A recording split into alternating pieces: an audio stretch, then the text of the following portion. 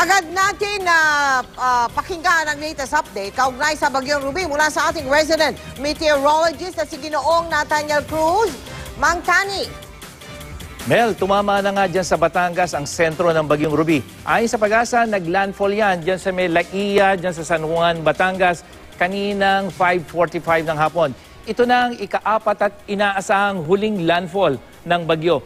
Unang tumama ang Bagyong Ruby dyan sa Dolores, Eastern Samar, Sabado ng gabi.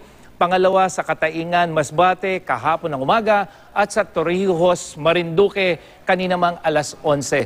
Sa latest forecast track ng Pag-asa, pinakamalapit ang bagyo dito sa Metro Manila, mamayang madaling araw. Tutungo na ito sa West Philippine Sea, bukas ng hapon yan. At lalabas na ng PAR, Miyerkules ng gabi. Nananatiling nakataas ang Public Storm Warning Signal number 2 sa mga probinsya ng Batangas, Cavite, Bataan, Laguna, Southern Quezon, Marinduque, Northern Oriental Mindoro kasama ang Lubang Island at dito nga sa Metro Manila.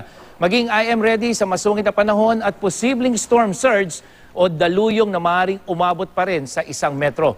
Signal number 1 naman dyan sa mga probinsya ng Zambales, Pampanga, Tarlac, Bulacan, Rizal, nalalabing bahagi ng Quezon at Mindoro provinces kasama ang Romblon. Maging I am ready po sa posibleng pagbaha o pagguho ng lupa dahil sa malalakas na pagulan. Humina pa ang hangin ng bagyo malapit sa gitna. Umaabot po ito ng 85 km per hour at umaabot na lang ng 100 km per hour ang bugso. Bahagya itong bumilis 13 km per hour pa west-northwest. 4 na araw nang nananatili sa PAR ang Bagyong Ruby. Mabagal ang kilos nito dahil sa pagbabago ng steering flow. Karaniwan din na lumalakas ang bagyo pag muling tumama dyan sa tubig pero humina po itong Bagyong Ruby ng nasa Sibuyan Sea. Dahil yan sa pagpasok ng malamig at tuyong hanging amihan.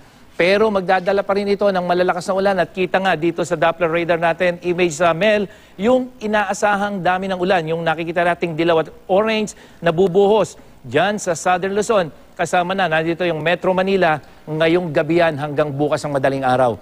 Bukas malalakas hanggang sa matitinding buhos na ulan ang mararanasan sa Calacang Luzon, sa maghapon yan at sa Metro Manila. Maging I am ready po mga kapuso mula mamayang gabi hanggang sa maghapon bukas dahil sa inaasahang malalakas na ulan. Hihina na po yung ulan na yan sa Miyerkules at Huwebes at aaliwalas na ang panahon sa mga susunod na araw. Aaliwalas na rin ang panahon sa malaking bahagi ng Visayas at Mindanao bukas. Nananatili namang delikado ang pumalaot sa seaboards ng Luzon. Yan yung western, northern hanggang eastern seaboards dahil po sa mga along posibleng umabot sa taas na 5 metro.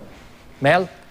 Mang Tani, may tanong lang ako ha. Kanina, mga bandang tanghali, mga tanghali yun eh. Ang sabi, pinakamalapit daw sa Metro Manila, mga bandang alas 8 hanggang alas 10 ng gabi, di ba? Yes, Kanina, sabi mo, madaling araw. Tama ba yung nadinig ko, Mang Tani? Yes, Mel. Dahil habang tinitingnan natin, nagbabago yung bilis nitong bagyong si Ruby. At kung mapaalala mo nga, Mel, inaasahan sana yan na dito tatama sa may Mindoro. Pero dahil nagkaroon ng pagbabago, medyo naging more to the north yung kanyang track at medyo bumilis. Kaya instead of yung dapat gabi pa sana, tumama na ito sa may Batangas at yun nga, Mel, mas lumapit dito sa Metro Manila sa mga susunod na oras. Oo. Mga ilang oras yun, Mang Tani? Ilang oras yung babagtasin ng ni Ruby, yang bahaging yan ng ating bansa, kabilang ang Metro Manila? Sa kanyang pangkasalukuyang bilis, Mel, yung pagtama niya ng 5:45 o mga alas 6, mga alas 5 ng umaga,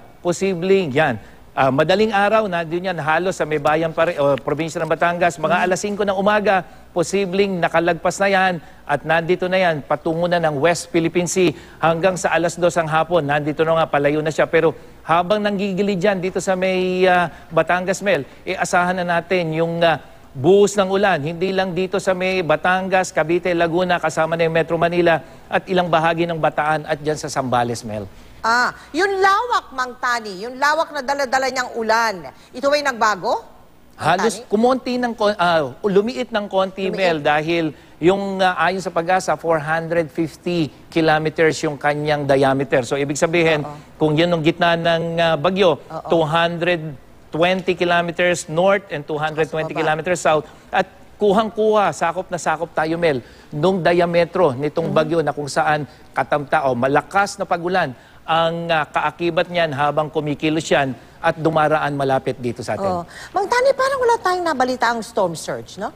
Yes, Mel. Meron yata. Ang isang ano natin ay dito kasi tinitingnan natin dahil hindi pa naman nakikita ng lahat. Kasi yung pinakamalakas na hangin, Mel, dito naranasan sa Visayas at dito sa may ilang bahagi ng Leyte. Itong mga lugar na ito na tinitingnan natin kasi ang hugis niyan parang pabilog.